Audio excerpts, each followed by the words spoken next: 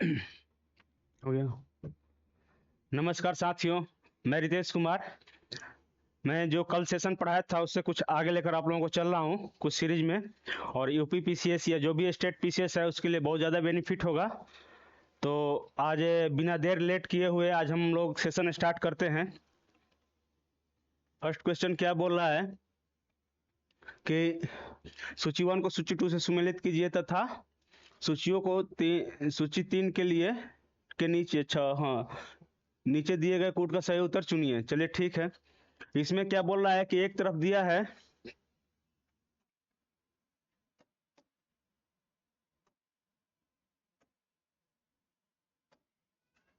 एक तरफ दिया है नदी घाटी परियोजना दिया है, और एक दूसरी तरफ दिया है नदी दिया है। कौन सी नदी घाटी परियोजना किस नदी पे है ये हम लोगों को देखना है।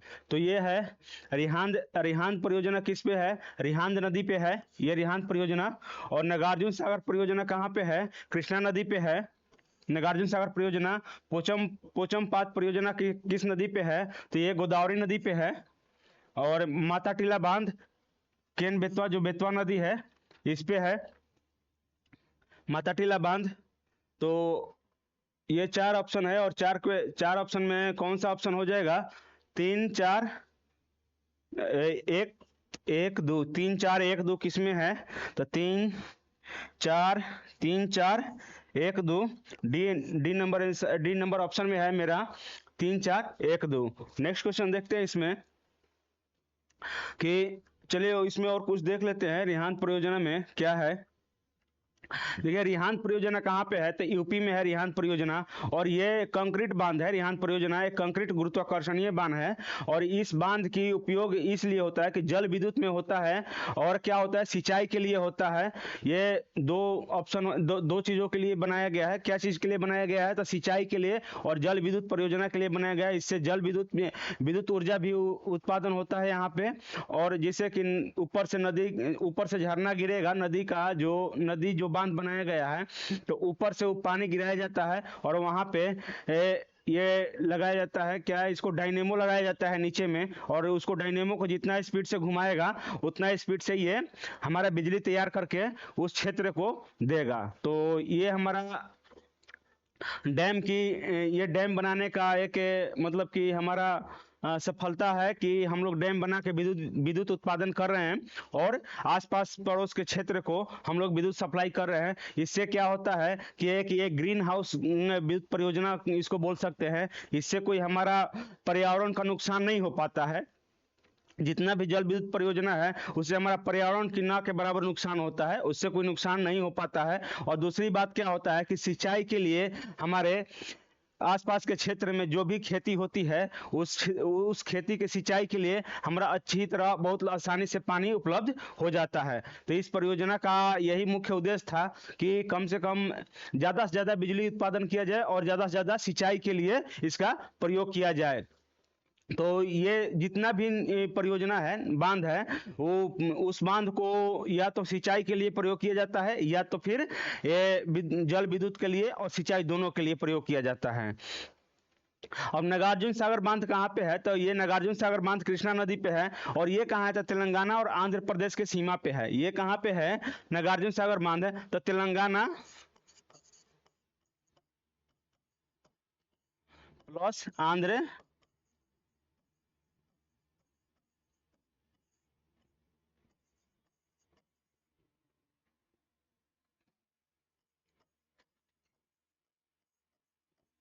सीमा पर स्थित है नागार्जुन सागर बांध। और ये भी एक जल विद्युत परियोजना, ये भी एक सिंचाई परियोजना है और विद्युत परियोजना है। मतलब यहाँ पे भी विद्युत विद्युत का उत्पादन होता है, और सिंचाई के लिए ये तो है ही। जितना भी डैम है, जितना भी बांध है, वो सिंचाई के लिए तो है ही, प्लस में जल विद्युत परियोजना, जल विद्युत उत्पादन के लिए भी उसको करीब करीब उसको बनाया जाता है कि दोनों फायदा हो, दोनों तरफ से फायदा हो। जितना फायदा हो वो उसके लिए हमारे देश के लिए बेनिफिट होगा। एक काम से दो फायदा हो सकता है। तो ये भी सिंचाई के लिए और विद्युत के लिए नागार्जुन सागर बांध भी ये सिंचाई के लिए और विद्युत के लिए बनाया गया था। और पोचमपद बांध है, पोचमपद परियोजना है, ये कहाँ पे है? तो ये है पोचमपद परियोजना गोदावरी नदी पे है, और ये गोदावरी नदी तेलंगाना में, ये पोचमपाद है ये। बांध कहाँ पे है, तो ये है तेलंगाना में पड़ जाएगा आप लोगों को, तो तेलंगाना राज्य में पड़ जाएगा। और इसका भी यही उद्देश्य है कि यहाँ पे सिंचाई के लिए यहाँ पे उपयोग किया जाए, जितना भी ज़्यादा क्षेत्रफल सिंचाई के लिए हो उतना फायदा हमारे देश का होगा। और नेक्स्ट नेक्स्ट क्या है इसमें, तो माता टीला बांध कहाँ पे है, तो बेतवा नदी पे है। और बेतवा नदी कहाँ बेतवा नदी कहाँ पे है, तो माता टीला बांध कहाँ पे है, तो उत्तर प्रदेश के कौन सा जिला में है, तो उत्तर प्रदेश के ललितपुर जिला एक है, वहाँ पे ललितपुर जिला में है ये बेतवा बेतवा का माता टीला परियोजना। और ये भी जल विद्युत और सिंचाई के लिए इसको भी बनाया गया है। ये भी सिंचाई के लिए और जल विद्युत के लिए इसको भी बनाया गया है। नेक्स्ट क्वेश्चन देखते हैं कि नेक्स्ट क्वेश्चन में क्या बोल रहा है। सिलेरू ऊर्जा संयंत्र संबंधित है। सिलेरू ऊर्जा संयंत्र जो है, सिलेरू ऊर्जा संयंत्र किससे संबंधित है, तो प्राकृतिक गैस से संबंधित है, आणविक शक्ति से संबंधित है, जल विद्युत से संबंधित है, और ताप विद्युत शक्ति से संबंधित है। तो ये किससे संबंधित है, तो ये भी जल विद्युत परियोजना है एक, सिलेरू ऊर्जा संयंत्र। ये कहाँ है सिलेरू ऊर्जा संयंत्र, ये भी आंध्र प्रदेश में है, और आंध्र प्रदेश के सिलेरू जिला में ही है। ये सिलेरू जिला पड़ता है आंध्र प्रदेश में, और ये सिलेरू जिला में ही आंध्र प्रदेश में सिलेरू ऊर्जा संयंत्र यहाँ पे है। और इस देश में देखिए, ये तो आंध्र प्रदेश में है। और कुछ देख लेते हैं इसके आगे कि देश में कुल विद्युत ऊर्जा उत्पादन जो है कि कितना प्रतिशत है, तो तापीय ऊर्जा का उपयोग कितना प्रतिशत है हमारे देश में, तो तापीय ऊर्जा का उपयोग कितना प्रतिशत है, इसका जल विद्युत परियोजना है इसका आंसर। तो तापीय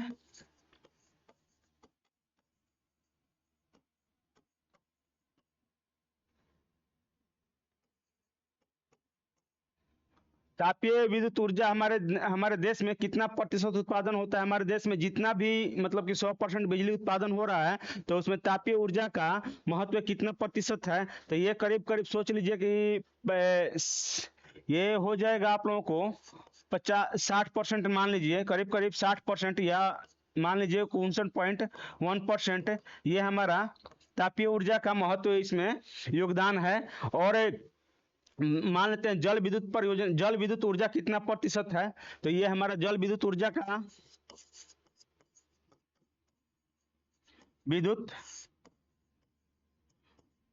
ऊर्जा कितना उत्पादन होता है हमारे देश में कुल ऊर्जा का, तो ये हमारा हो जाता है 11%। ये हो जाता है 10 ले 12%, ये करीब करीब इसका उत्पादन होता है हमारे देश में।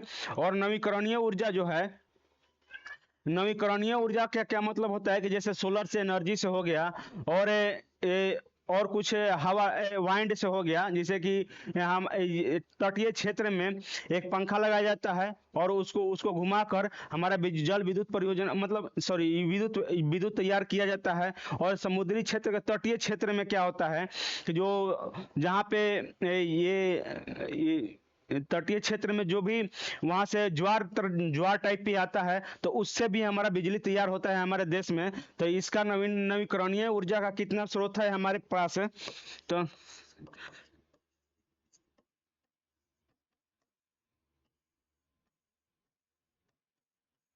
ये हमारे देश का कितना प्रतिशत है, तो ये हमारा 40% करीब है, करीब करीब 40% है हमारा नवीकरणीय ऊर्जा हो जाता है।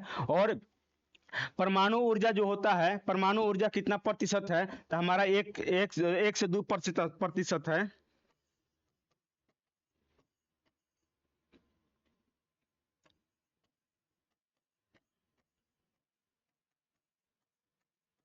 ये 1 से 2% के आसपास है परमाणु ऊर्जा। तो ये हमारा चार प्रकार से विद्युत ऊर्जा हमारे देश में उत्पादन होता है, और चारों का कितना प्रतिशत महत्व है हमारे देश में, ये हम आप लोगों को बताए। नेक्स्ट क्वेश्चन में देखते हैं कि नेक्स्ट क्वेश्चन क्या बोल रहा है। शिव समुद्रम जल विद्युत गृह स्थापित है। शिव समुद्रम कहाँ पे स्थापित है, ये हम लोग देखना है। तो शिव समुद्रम कहाँ स्थापित है, तो उत्तर प्रदेश है, तमिलनाडु है, कर्नाटक है, उड़ीसा है। तो ये शिव समुद्रम कर्नाटक में हो जाएगा। शिव समुद्रम कहाँ हो जाएगा, तो कर्नाटक में हो जाएगा। और किस नदी पे है, तो ये कावेरी नदी पे है। ये कहाँ है, तो कावेरी नदी पे है।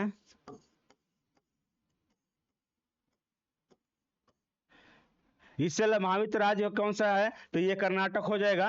अच्छी तरह से कर्नाटक पूरा हो जाएगा। और ये भी एक जल भी, यहाँ पे भी जल विद्युत हो जल विद्युत का ये होता है, उत्पादन होता है। जल विद्युत भी यहाँ पे भी उत्पादन होता है, और सिंचाई के लिए तो ये जाना जाता ही है। तो ये नेक्स्ट क्वेश्चन देखते हैं। उड़ीसा में है ही नहीं, तमिलनाडु में नहीं है ये शिव समुद्रम, उत्तर प्रदेश में नहीं है। जैसे उत्तर प्रदेश में आएगा तो उत्तर प्रदेश का बेतवा नदी के बताए हैं। तमिलनाडु का कोई क्वेश्चन आएगा तो उसको भी बताएंगे। उड़ीसा का भी आएगा तो उड़ीसा में भी बताएंगे। शांत घाटी बचाओ आंदोलन एक प्रादेशिक विकास परियोजना से उष्णकटिबंधीय हरित वनों को विनाश से बचाने के लिए सामाजिक आंदोलन भारत के किस राज्य में हुआ था। तो शांत घाटी या साइलेंट वैली एक इसको बोलते हैं, शांत घाटी, या इसको इंग्लिश में साइलेंट वैली बोलेंगे। और साइलेंट वैली कहाँ है, तो हमारा केरल में है साइलेंट वैली। और साइलेंट वैली के लिए ये एक शांत घाटी बचाओ आंदोलन था। तो ये कब हुआ था, ये क्यों हुआ था, तो यहाँ पे कारण क्या था इसका होने का। तो ये साइलेंट, ये सुरक्षा के उद्देश्य से मतलब कि शुरू किया गया था। साइलेंट वैली में जितना भी पौधे हैं और ये जानवर हैं उसको बचाने के लिए ये मतलब कि इस आंदोलन को शुरू किया गया था हमारे। तो यह आंदोलन केरल के कौन सा जिले में है, तो पलक्कड़ जिला है, केरल के पलक्कड़ जिला है, पलक्कड़ जिला है,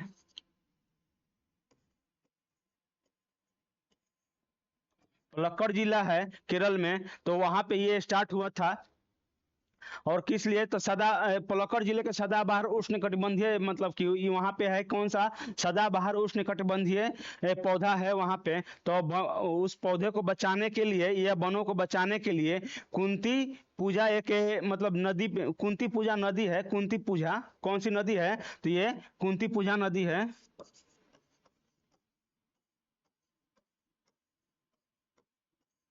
कुंती पूजा नदी है, एक नदी है ये। इसी नदी पर ये बांध बनाया जा रहा था।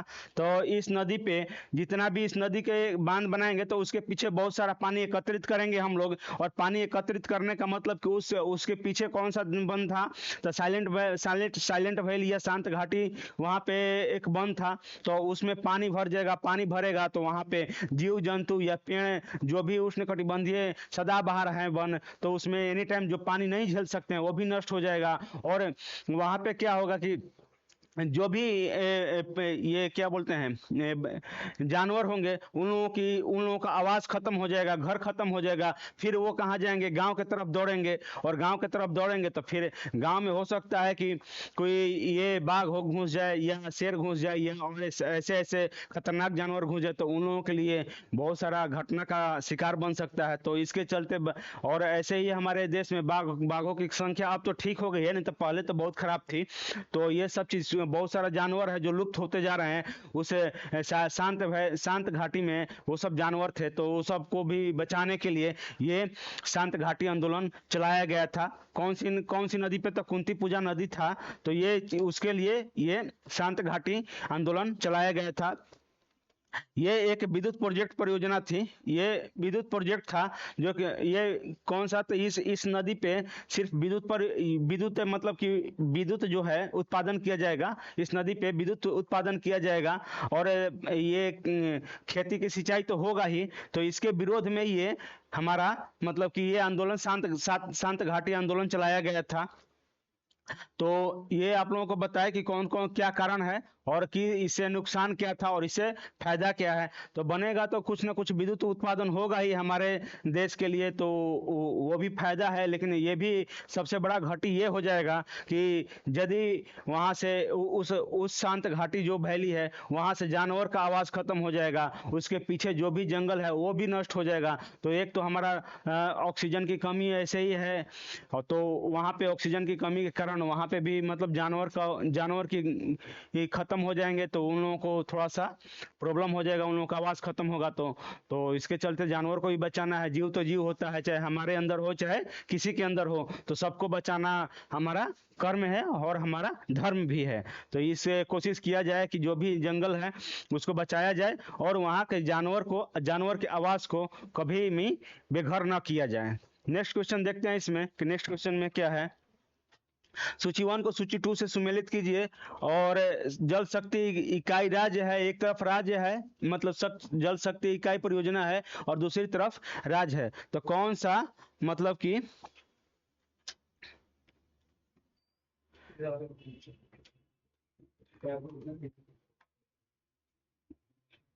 कौन सा मतलब कौन सा ये क्या बोलते हैं सिंचाई जल शक्ति परियोजना है जो कि किस राज्य में ये पड़ रहा है।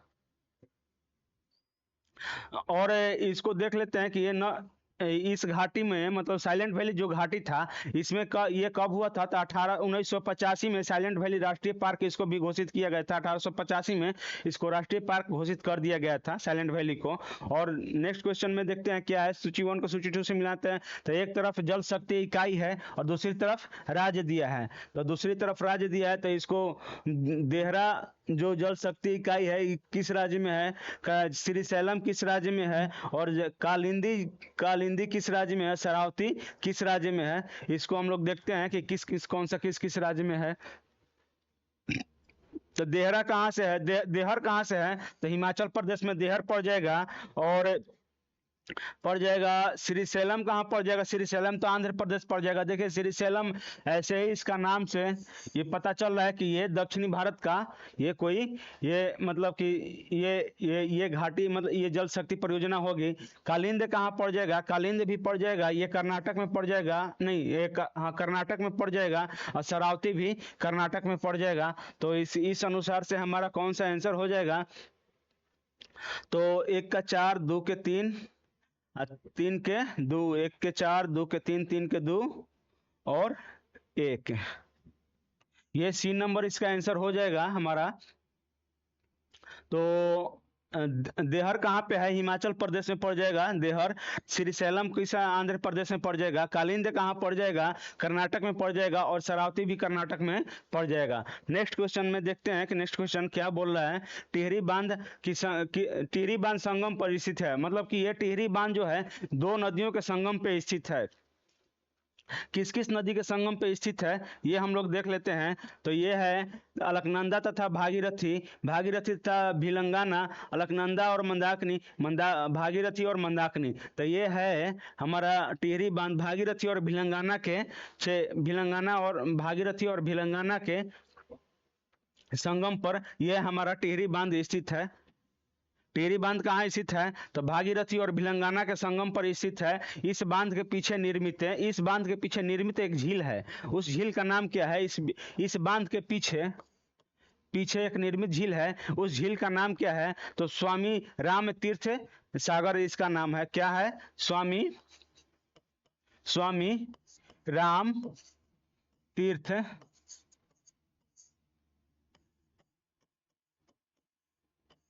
तीर्थ सागर एक ये झील है। इस दोनों नदी के पीछे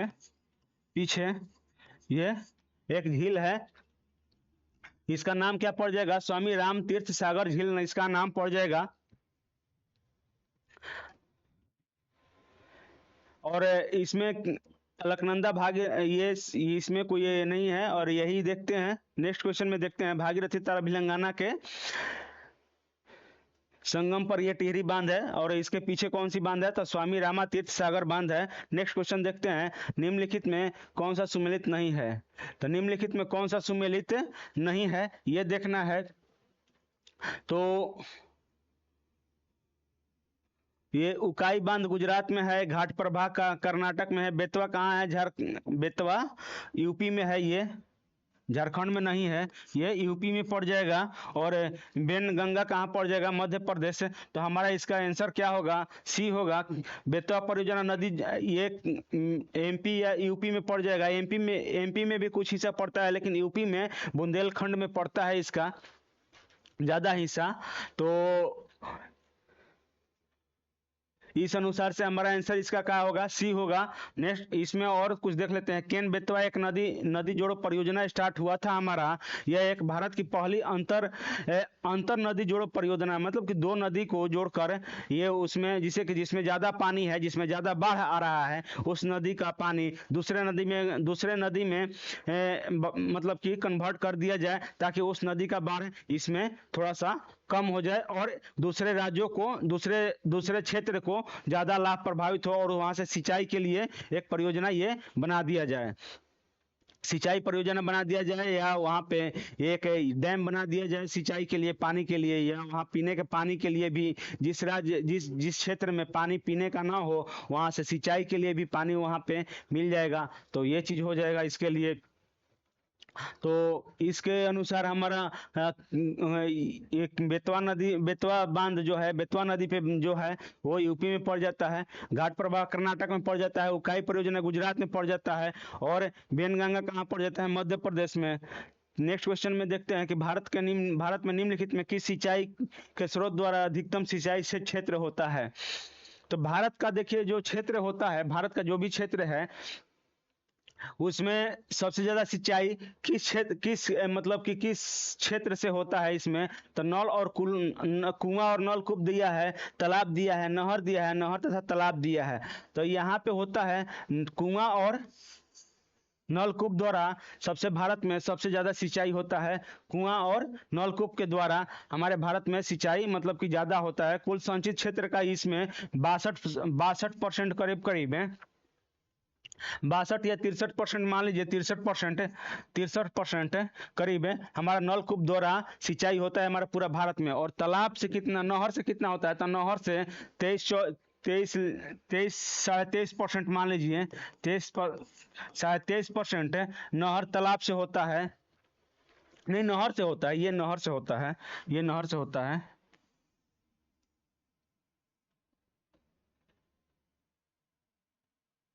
ये नहर से होता है 23%,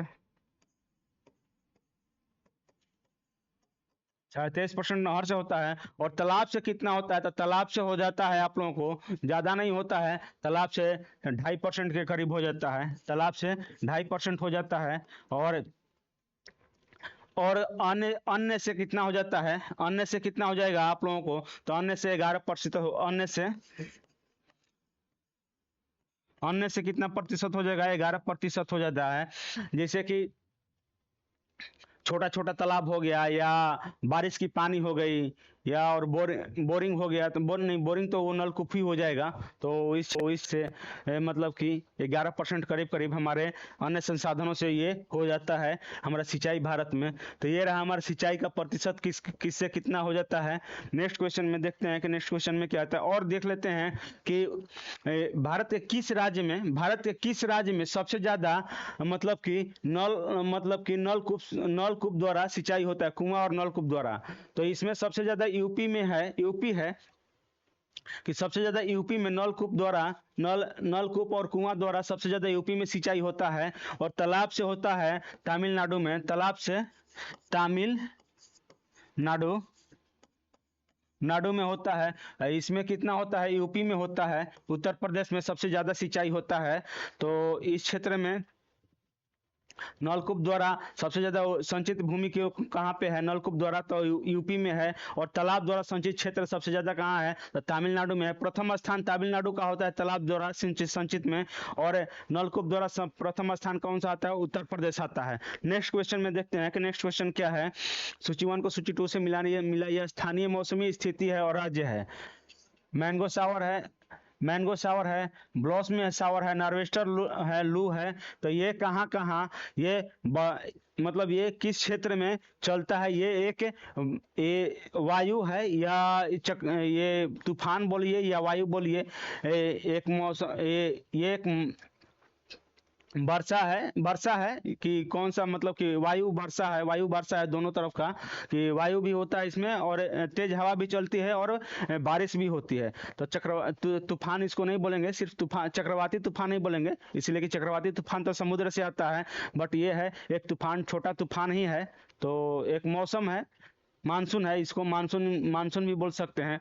तो ये कौन सा कहाँ पे चलता है, मैंगो शावर कहाँ चलता है, और ब्लॉस में शावर कहाँ चलता है, नॉर्वेस्टर कहाँ चलता है, और लू कहाँ चलता है। तो लू आप लोगों को देखिए, मैंगो शावर कर्नाटक में चलता है, तो 1 के 3 हो जाएगा। ब्लॉस में शावर कहाँ चलता है, और लू कहाँ चलता है, तो लू चलता है पश्चिम बंगाल में ना। लू कहाँ चलता है आप लोगों को, लू कहाँ पे चलता है आप लोगों को, तो लू चलेगा आप लोगों को ओ,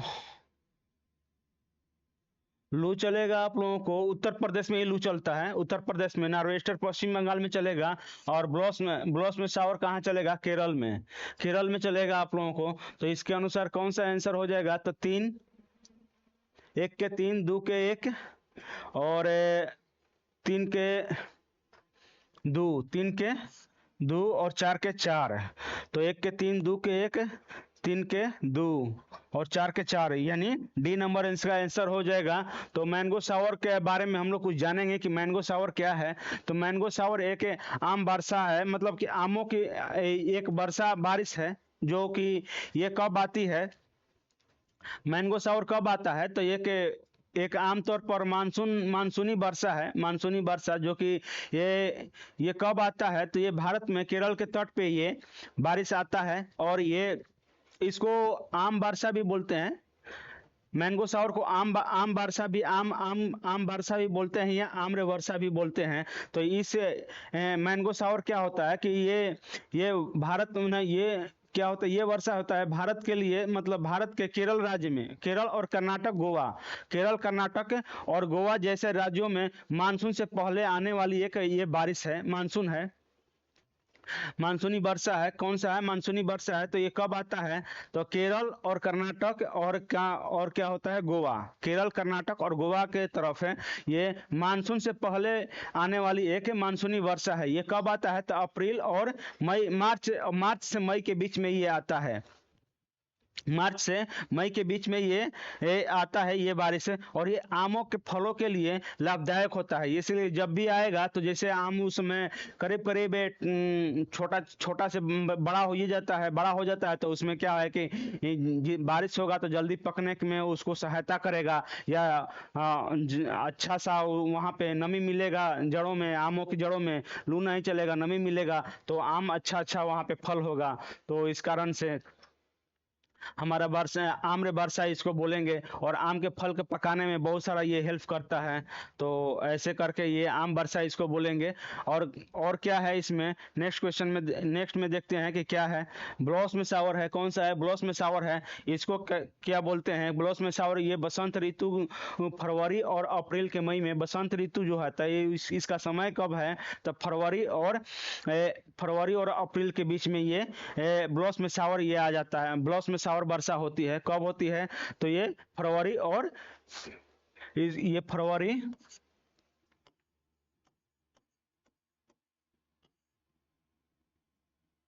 से मार्च के बीच में होता है, मार्च के बीच में ये आता है, ये मौसम, ये मानसून, ये लगा दोनों। ये कब आता है, तो ये आता है फरवरी से मार्च के बीच में ये आता है, ये बसंत ऋतु के समय आता है। और ये कब कहाँ पे आता है, तो कर्नाटक और केरल में आता है, कर्नाटक और केरल में आता है। कर्नाटक के और केरल में क्या होता है, तो कॉफी होता है, कॉफी के पौधों के लिए कॉफी के पौधे के फूलों के लिए बहुत ज़्यादा लाभदायक ये होता है, बहुत ज़्यादा लाभदायक होता है। तो इसके चलते इसको क्या बोलते हैं, तो ब्लॉस में शावर बोलते हैं, ब्लॉस में शावर। नेक्स्ट में क्या है, नार्वेस्टर है। नार्वेस्टर क्या है, तो ये इसको काल बैसाखी भी बोलते हैं, नार्वेस्टर को क्या बोलते हैं, तो काल बैसाखी भी बोलते हैं। ये मानसून, प्री मानसून जो होता है, जैसे कि मानसून, प्री मानसून के सीजन, मतलब कि ये कब आता है, तो ये आता है अप्रैल से मई के बीच में ये आता है। नार्वेस्टर कब आता है,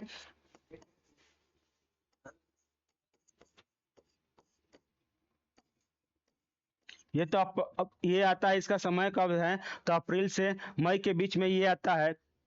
और ये कहाँ आता है, तो भारत के पूर्वी क्षेत्र या उत्तर पूर्वी क्षेत्र में आता है, जैसे कि बंगाल, पश्चिम बंगाल हो गया, या वहाँ पे बिहार हो गया, उसके बाद हो गया झारखंड हो गया, उड़ीसा हो गया, इस क्षेत्र में ये नार्वेस्टर चलती है। नार्वेस्टर एक नार्वेस्टर जो एक हवा है, पवन है, नार्वेस्टर, ये चलता है, कब चलता है, तो पश्चिम बंगाल में चलता है। कहाँ चलता है, पश्चिम बंगाल में, उड़ीसा में, झारखंड में, और थोड़ा बिहार में भी ये चलता है।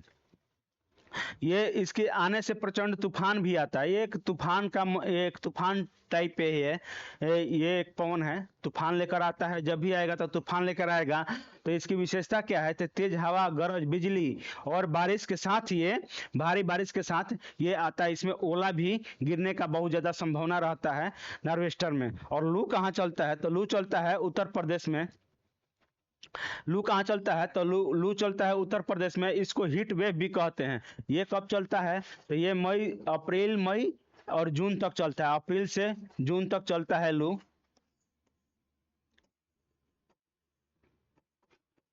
अप्रैल से जून तक ये चलता है।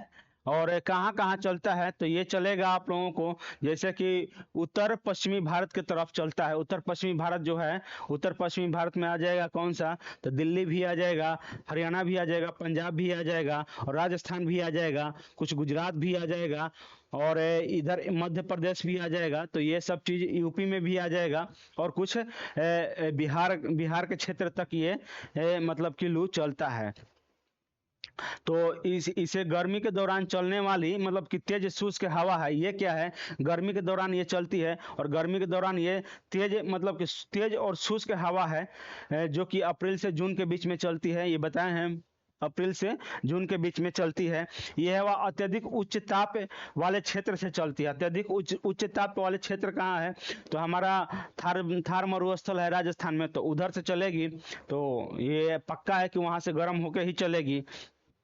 और ये स्थानीय हवा है, ये स्थानीय पवन है। कौन सा, ये लू स्थानीय पवन है ये।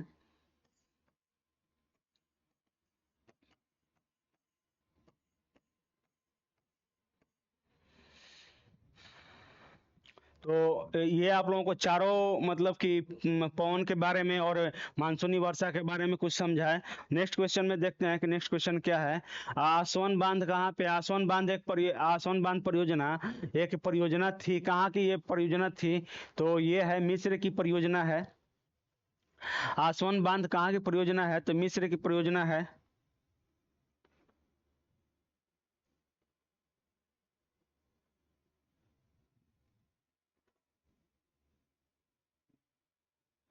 कहाँ की परियोजना है ये, तो मिस्र की परियोजना है। तो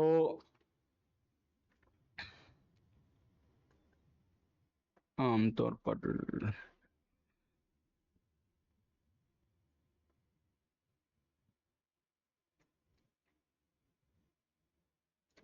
कहाँ की परियोजना है ये, तो आसवन बांध है, ये मिस्र की परियोजना है। ये कौन सी बांध पे है ये, तो ये बांध है नील नदी पर है। ये नील नदी पर बनाया गया है आसवन बांध। और ये आसवन बांध नील नदी बनाया गया है, और ये किस कहाँ कहाँ के बीच में है, तो किस किस के बीच में है, तो नासिर एक झील है यहाँ पे मिस्र में। नासिर झील है, नासिर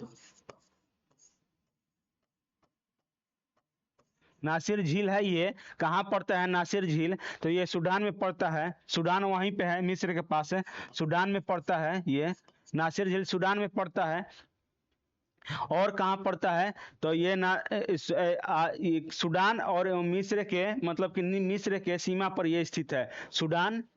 नासिर झील सूडान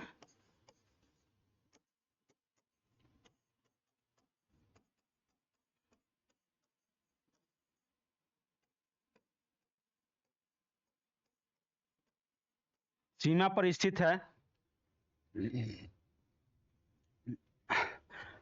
ये कौन सी, ये कैसी बांध है, तो आसवन परियोजना कौन सी बांध है, तो मानव निर्मित ये परियोजना है। ये है मानव निर्मित।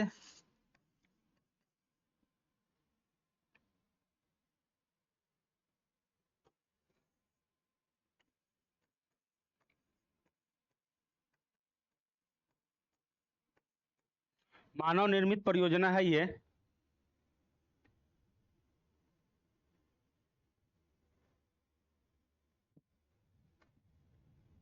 मानव निर्मित परियोजना है ये। आसवन बांध कौन कैसी परियोजना है? तो मानव निर्मित परियोजना है। इस झील इसी झील से कर्क रेखा, इस झील से मतलब कि ये नासिर झील है ना, ये नासिर झील, इससे कर्क रेखा होकर भी गुजरती है, इसी झील से कर्क रेखा भी होकर गुजरती है इस झील से। और नेक्स्ट क्वेश्चन में देखते हैं कि नेक्स्ट क्वेश्चन में क्या बोल रहा है। निम्नलिखित में कौन सा युग्म सुमेलित है? चंबल गांधी सागर परियोजना, और कृष्णा राणा प्रताप रिहांद गोविंद सागर सतलज गोविंद बल्लभ पंत सागर। तो गांधी सागर कहाँ पे है? गांधी सागर मतलब कि चंबल, गांधी सागर किस नदी पे है? तो गांधी सागर कौन सा युग्म सुमेलित है?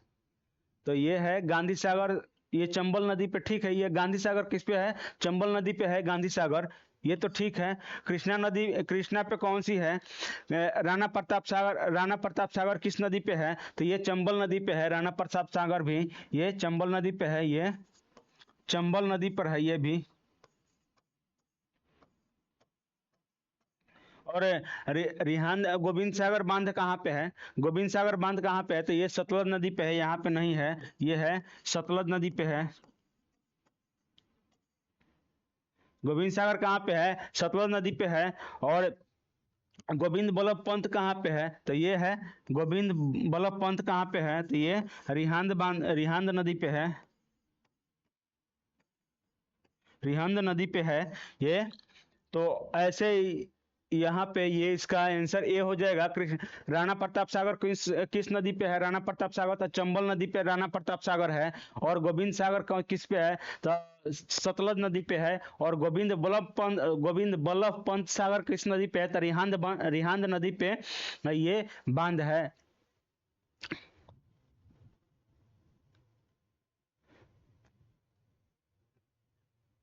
तो ऐसे करके हमारा इसका आंसर क्या होगा? ए होगा। नेक्स्ट क्वेश्चन में देखते हैं। सूची 1 को सूची 2 से सुमेलित करते हैं। और फरक्का परियोजना कहाँ है? माताटीला परियोजना कहाँ है? काकापारा परियोजना कहाँ है? नागार्जुन सागर परियोजना कहाँ पे है? तो इस कुछ परियोजना हैं जो कि हमारे मतलब कि भारत की परियोजना है। तो इसको हम लोग कुछ देखते हैं कि ये कैसी परियोजना है। तो आइए देखते हैं इसमें कि क्या है। तो फरक्का कहाँ पे है? गंगा नदी पे है फरक्का। और माता टीला किस पे है? माता टीला काकापारा है, ताप्ती नदी, तापी नदी पे। और ये है माता टीला कहाँ पे है? बेतवा नदी पे है। तो इसका आंसर क्या हो जाएगा हमारा? 1 3 2 4 3 2 1 4 3 2 1 ए नंबर इसका आंसर हो जाएगा। देखिए इसका याद करने का एक कुछ आप लोगों को बता देते हैं कि नागार्जुन सागर परियोजना का याद करने का एक ट्रिक बता देते हैं कि नागार्जुन सागर, अर्जुन का नाम से, अर्जुन का सारथी कौन थे? कृष्ण थे। तो उसी उसी से याद रखिएगा कि नागार्जुन, नागार्जुन का साथी कौन होंगे उसका। तो नागार्जुन सागर परियोजना कौन किस नदी पे है? तो वही कृष्ण नदी पे है, कृष्णा नदी पे। फरक्का कहाँ पे है? फरक्का बांध गंगा नदी पे है। माता टीला कौन सा है? तो बेतवा नदी पे है। माता को देवी मान लीजिए तो बेतवा नदी हो जाएगा। और काकापारा कहाँ पे है? ताप्ती नदी पे, तापी नदी पे, सूरत में। तो ये चीजें आप लोगों को बताए। नेक्स्ट क्वेश्चन में देखते हैं कि नेक्स्ट क्वेश्चन क्या है। तुलबुल परियोजना निम्नलिखित में से किस नदी पर अवस्थित है? तुलबुल को किस नदी पे, तुलबुल परियोजना किस नदी पे स्थित है? तो तुलबुल परियोजना है किस नदी पे? तो ये है, ये हो जाएगा आप लोगों को, तुलबुल परियोजना झेलम नदी पे स्थित है। ये कि तुलबुल परियोजना झेलम नदी पे स्थित है। तुलबुल तुलबुल परियोजना के बारे में हम लोग कुछ जानते हैं कि यह एक भारत का मतलब कि एक, ये तुलबुल परियोजना क्या थी? तो इसमें यह भारत में बुलर झील और सरोवर, सरोवर जो होता है कास्केड सरोवर जो है, इस झील के बीच नौका चलाने के लिए एक प्रयास किया गया ताकि आवागमन का साधन और उद्योग के लिए नावों की सुविधा किया जाए ताकि वहां से आने जाने में सुविधा हो सके। इसलिए कि वहाँ की जो वो नदियाँ थी और पहाड़ी इलाका से आने जाने में, ये कश्मीर में है ना बुलर झील, बुलर झील कश्मीर में है। तो उसी झील उसी को जोड़ने के लिए ये तुलबुल परियोजना बनाया गया था, ताकि वहाँ से नाव से आदमी वहाँ से जितना भी उद्योग हो या और आने जाने का सुविधा हो उसको मतलब कि आसान बनाया जा सके, ताकि वहाँ पे क्या है कि बहुत ज़्यादा पहाड़ी है और पहाड़ी क्षेत्र में रोड बनाना इतना आसान नहीं हो पाता है। तो सोचा गया कि चलो ठीक है, नदी का ही सहारा लिया जाए उसमें। तो नदी की सहारा लेकर आवश्यकता थी, तो नाव नाव चलाने के लिए, इस कारण से मतलब कि नाव चलाने के लिए इसको बनाया गया था ये तुलबुल परियोजना। और इसमें ये कब स्टार्ट हुई थी? तो 1989 में ये स्टार्ट हुई थी। तुलबुल परियोजना कब स्टार्ट हुई थी? तो 1989 में स्टार्ट हुआ था ये तुलबुल परियोजना।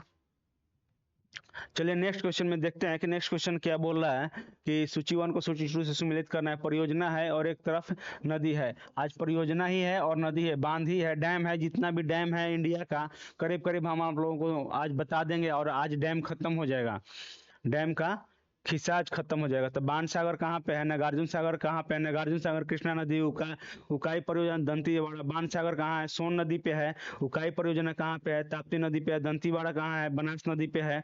तो आप लोगों को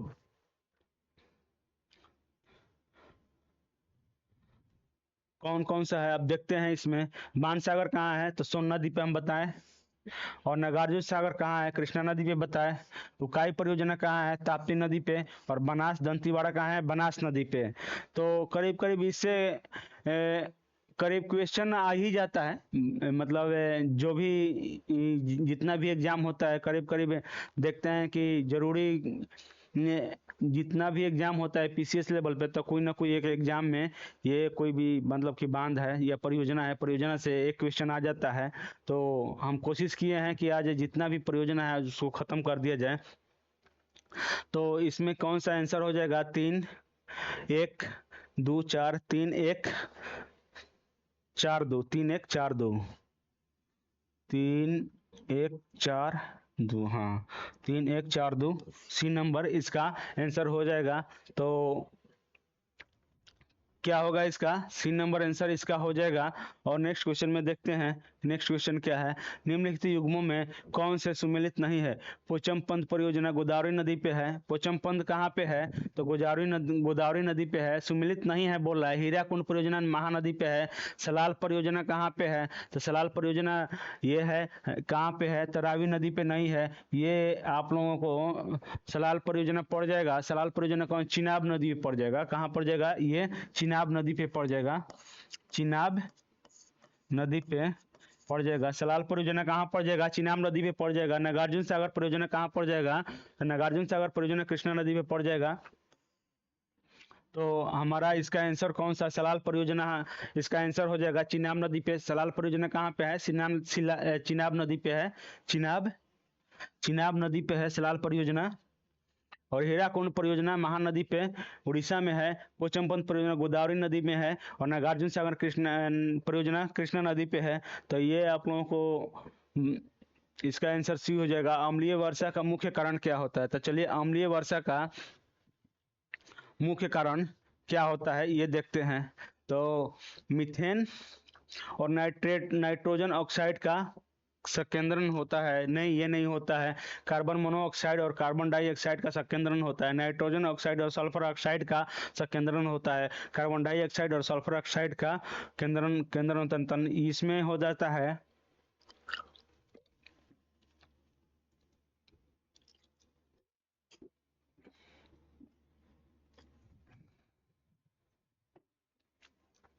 क्या हो जाएगा? अम्लीय वर्षा का मुख्य कारण क्या हो जाएगा? तो नाइट्रोजन ऑक्साइड और सल्फर डाइऑक्साइड का ये मुख्य कारण है इसमें कि यदि वर्षा में अम्लीय अम्लीय का अम्लीय अम्ल का 5% से भी अधिक, 5% भी हो या उससे अधिक हो, तो उसको अम्लीय वर्षा कहा जाएगा। तो अम्लीय वर्षा क्यों होता है? कारण इसका क्या है? तो कारण यही है कि उद्योग क्षेत्र जो भी है, उद्योग क्षेत्र में जब जलवायु में प्रदूषण का असर अत्यधिक उच्च हो जाता है, जब भी उद्योग क्षेत्र है, उद्योग क्षेत्र में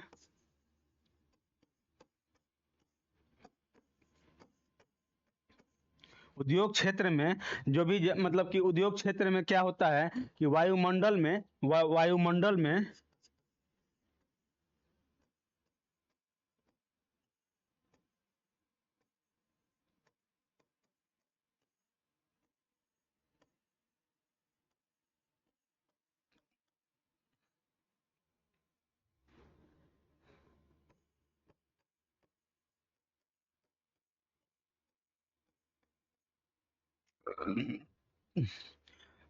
अत्यधिक उच्च हो जाता है या अत्यधिक हो जाता है, तथा उद्योग उद्योग से उत्सर्जित होने वाला SO2 या उद्योग से उत्सर्जित होने वाला SO2 SO2 जो गैस है, ये वायुमंडल में ऑक्सीजन से क्रिया करके यदि ये वायुमंडल में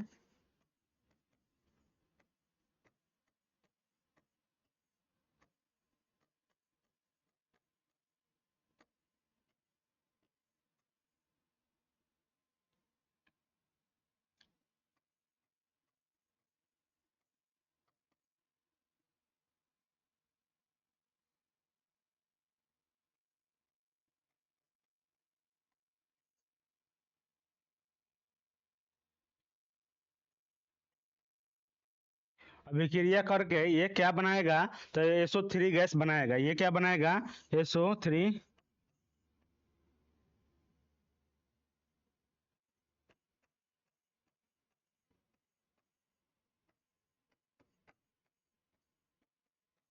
क्या बनाएगा, SO3 गैस ये बना देगा वायुमंडल में अभिक्रिया करके। तो SO3 का निर्माण करता है, और ये SO3 गैस है ऊपरी वायुमंडल में जब जाएगा, जब ये SO3 गैस है ऊपरी वायुमंडल में जब जाएगा तो पहुंचेगा तो बादलों में स्थित जल की बूंद से अभिक्रिया करेगा।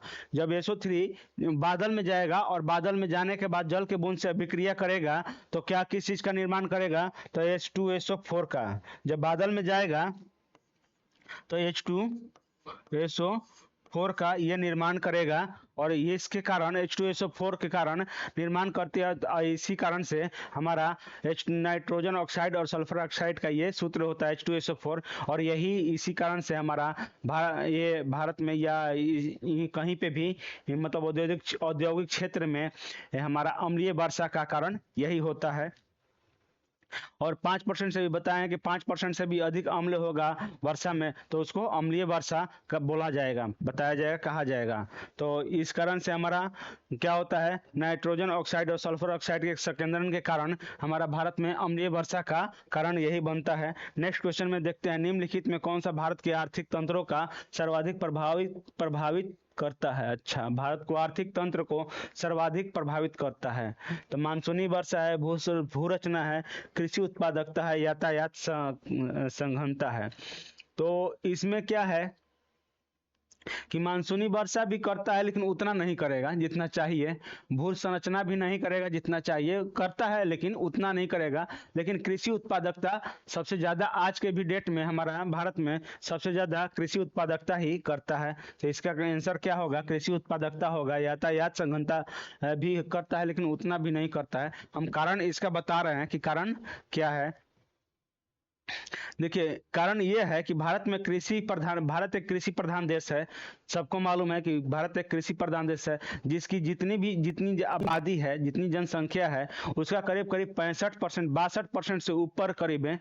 62% से जितना 62% है, मान लीजिए कि 62% या 65% के आसपास है, ये आबादी जो है कि कृषि पर आधारित है, कि कृषि पर ही निर्भर है, न कि मतलब कि और इस चीज पे ज्यादा यहाँ की जनसंख्या है या आबादी है कृषि पर ही निर्भर रहती है। और अच्छी मानसून भारत की कृषि के उत्पादन में बढ़ोतरी भी करती है। अच्छा, नहीं नहीं, रोकिए रोकिए रोकिए, कृषि उत्पादकता पे नहीं, मानसून पे ये होगा आंसर इसका। सॉरी, हम गलत बता दिए, ये मानसूनी वर्षा पे होगा। मानते हैं कि ये थोड़ा सा गलती होगी, मानसूनी वर्षा पे होगा इसका आंसर। तो मानसूनी वर्षा पर कैसे होता है, तो मानसूनी वर्षा पे इसलिए होता है कि मानसूनी वर्षा, जब भारत में मानसूनी वर्षा आएगी तो हमारा भारत ज़्यादातर 60 65 मतलब 62 से ऊपर प्लस जितना भी जनसंख्या है उसका 62% है करीब है, हमारा कृषि पर निर्भर जनसंख्या है। तो इस कारण से जब मानसून होगी तो वो कृषि पे जितना जितना अच्छा मानसून होगा, जितना वर्षा होगी मानसूनी वर्षा, वो कृषि के लिए लाभदायक होगी, हमारा कृषि उतना ही अच्छा होगा, तो खेती उतना ही अच्छी होगी, तो भारत में कृषि उत्पादन की बढ़ोतरी होगी, और कृषि उत्पादन में बढ़ोतरी होगी तो उसे आय भी, ये हमारे किसानों का या हमारा पूरा भारत का आय भी अच्छा होगा, मानसून के चलते बढ़ेगा। और जब कमजोर मानसून होगा तो कमजोर मानसून के चलते हमारा भारत में क्या होगा कि कृषि का उत्पादन बहुत कम होगा, पैदावार कम होगा, इस कारण वहां से हमारा प्रभाव डालता है। मानसूनी वर्षा भी सबसे ज्यादा प्रभाव डालेगा हमारा कृषि पे। तो ये मानसून वर्षा ही है जो हमारा आर्थिक तंत्र को सबसे ज्यादा सर्वाधिक प्रभावित करता है। ये सब प्रभावित करता है लेकिन इसमें सबसे ज्यादा मानसूनी वर्षा ही प्रभावित करता है। जितना भी अच्छा मानसूनी वर्षा होगा उतना हमारे देश में कृषि के लिए सबसे ज्यादा लाभदायक होगा, और लाभदायक होगा तो वहां से जितना भी कृषि या फसल अच्छा होगा उतना हमारे देश के लिए आर्थिक विकास होगा, और आर्थिक विकास से हमारा मतलब कि आय भी बढ़ेगी, और जितना मानसूनी वर्षा खराब होगा उसके हमारा आर्थिक आर्थिक स्थिति भी खराब होगा। और तो इस कारण से हमारा 17 का क्या हो जाएगा, ए आंसर हो जाएगा। नेक्स्ट क्वेश्चन में देखते हैं कि नेक्स्ट क्वेश्चन क्या बोल रहा है। तो ये बोल रहा है, नेक्स्ट क्वेश्चन क्या बोल रहा है, तो ये बोल रहा है कि ये अधिकांश सूची, मतलब ये बोल रहा है तावा, अच्छा वो क्या बोल रहा है, अधोलिखित सूचियों में सम्मिलित कीजिए तथा दिए गए कूट को सही उत्तर का चयन कीजिए। परियोजना एक तरफ है और राज्य है, तो कौन सा परियोजना किस किस एथी पे, किस पे है, ये हम लोगों को देखना है कि कौन सा परियोजना कहाँ पे ये है। तो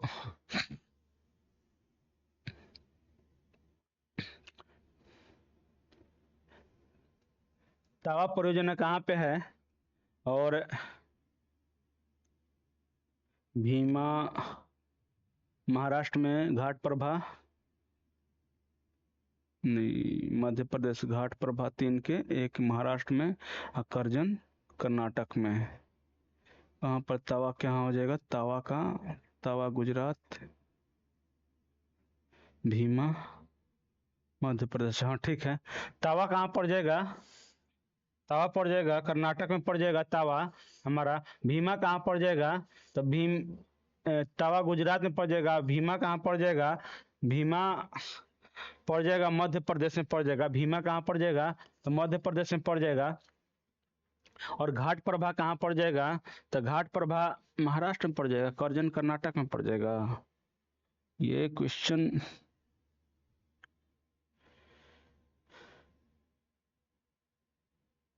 ठीक है, कोई नहीं नहीं, ये हमारा गलत लग रहा है, ये हमारा गलत लग रहा है। तावा तावा पड़ जाएगा कर्नाटक में, हाँ ठीक है, तावा पड़ जाएगा कर्नाटक में। भीमा पड़ जाएगा हमारा, भीमा पड़ जाएगा गुजरात में, भीमा पड़ जाएगा गुजरात में। और घाट प्रभा पड़ जाएगा मध्य प्रदेश में, घाट प्रभा। और करजन पड़ जाएगा कहाँ पे, महाराष्ट्र में। करजन कहाँ पड़ जाएगा, तो महाराष्ट्र में पड़ जाएगा। इसके अनुसार तावा कहाँ पड़ जाएगा, कर्नाटक में। भीमा गुजरात में, घाट घाट प्रभा कहाँ, मध्य प्रदेश में। और करजन कहाँ पड़ जाएगा, महाराष्ट्र में। तो इसके अनुसार हमारा कौन सा आंसर हो जाएगा, 4 3 2 1, 4 3 2 1 किसमें है, किसी में है, हाँ ये हमारा सी आंसर हो जाएगा, सी आंसर हो जाएगा। और इसमें नेक्स्ट क्वेश्चन में देखते हैं कि नेक्स्ट क्वेश्चन क्या है। सूची 1 को सूची 2 से सम्मिलित कीजिए, और सूची 1 को सूची 2 से सम्मिलित कीजिए, और इसमें देखते हैं कि कौन सा कहाँ पे है। नागार्जुन सागर बांध, इंदिरा सागर बांध, मयूरभक्षी और माता टीला। माता टीला कहाँ पे है, तो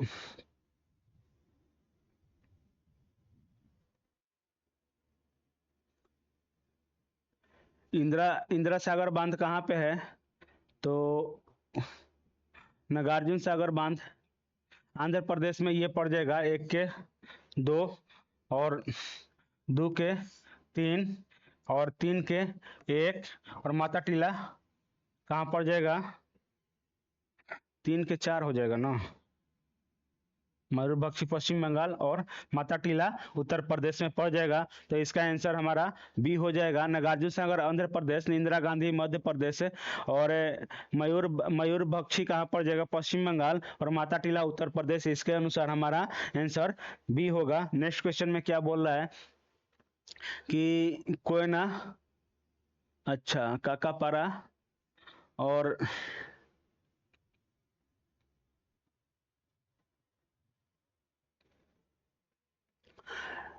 इसमें क्या है? कोयना है, काकापारा है, तावा है, अणुशक्ति है और ब्रज ब्रजराज नगर है। इसमें कौन सा है? कोयना कहाँ पड़ जाएगा?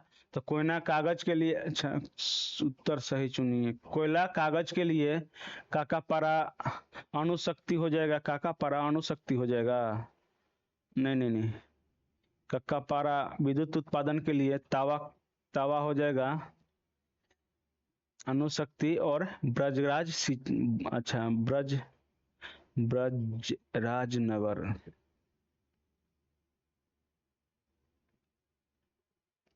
ये कौन सा हो जाएगा? काकापारा एक कोयना कागज के लिए और काकापारा विद्युत परियोजना है, विद्युत उत्पादन हेतु बांध स्थल है।